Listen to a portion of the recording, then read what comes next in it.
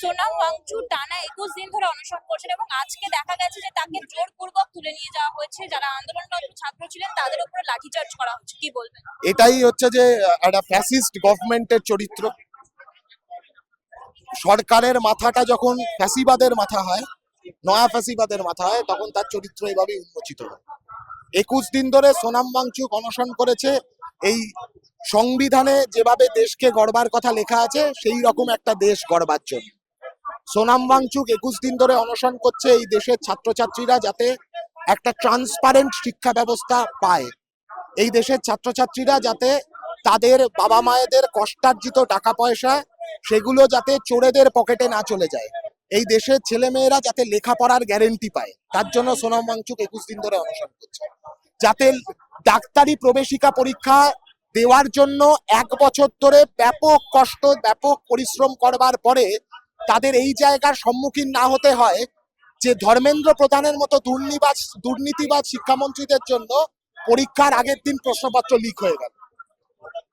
ধর্মেন্দ্র প্রধানের মতো মানুষরা শিক্ষা মন্ত্রকের মাথায় বসে থাকা মানে এই দেশের ছাত্রছাত্রীদের ভবিষ্যৎ অন্ধকারে তলিয়ে যাওয়া। সোনাম ওয়াংচুক সেই অন্ধকারের মধ্যে দাঁড়িয়ে একটা আলোর দিশা দেখাতে চাইছে। এই 21 দিনের অনশন ওই আলোর উদ্দেশ্যে গোটা ভারতবর্ষের মানুষকে এগিয়ে নিয়ে যাওয়ার অনশন ছিল। এখন পুলিশ পাঠিয়ে সোনাম ওয়াংচুককে আটক করা যাতে এই আন্দোলন গোটা দেশ জুড়ে না ছড়িয়ে পড়তে পারে। আমরা বলছি সোনাম ওয়াংচুকের মতন প্রতিবাদী আইকনকে আটক করে দেশের মধ্যে এই আন্দোলনকে আটকানো যাবে না। ধর্মেন্দ্র প্রধানকে ইস্তফা দিতে হবে, ধর্মেন্দ্র প্রধানকে চেয়ার ছাড়তে হবে। দুর্নীতিবাজ ধর্মেন্দ্র প্রধানকে আড়াল করতে পারবে না নরেন্দ্র মোদী। ইমিডিয়েট ধর্মেন্দ্র প্রধান মাস্ট রিজাইন।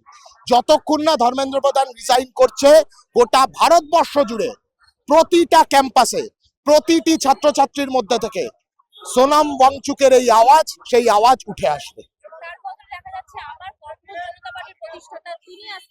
অভিজিৎ দীপকে আজকে ওখানে বসেছে ইনডেফিনিট হাঙ্গার স্ট্রাইকে। এসএফআই এর অল ইন্ডিয়া লিডারশিপ আদারশেম সাজি এবং ঐশী ঘোষ তারাও জান্তার মান্তারে আজকে ইনডেফিনিট হাঙ্গার স্ট্রাইকে বসে গেছে। গোটা দেশ জুড়ে এটা একটা জনপ্লাবন তৈরি হতে চলেছে। ও বিজেপির সরকার, নরেন্দ্র মোদীর সরকার, আরএসএস এর নাগপুরের হেডকোয়ার্টার, এরা কেউ কিছু বুঝতে পারছে না। ধর্মেন্দ্র প্রধানকে যতক্ষণ না তাড়ানো হবে ততক্ষণ এই আন্দোলন চলবে। সোনাম ওয়াংচুককে আটক করে এই আন্দোলনকে আটকানো যায়নি, যাবে না। গোটা দেশের lakh lakh aspirants, students and aspirants, তাদের গার্ডিয়ানরা, তারা প্রত্যেকে ঐক্যবদ্ধ এই আন্দোলনকে এগিয়ে নিয়ে যাওয়ার জন্য। রাজ্যের কোনা কোনা, দেশের কোনায় কোনায় যন্তর মন্তর তৈরি হবে।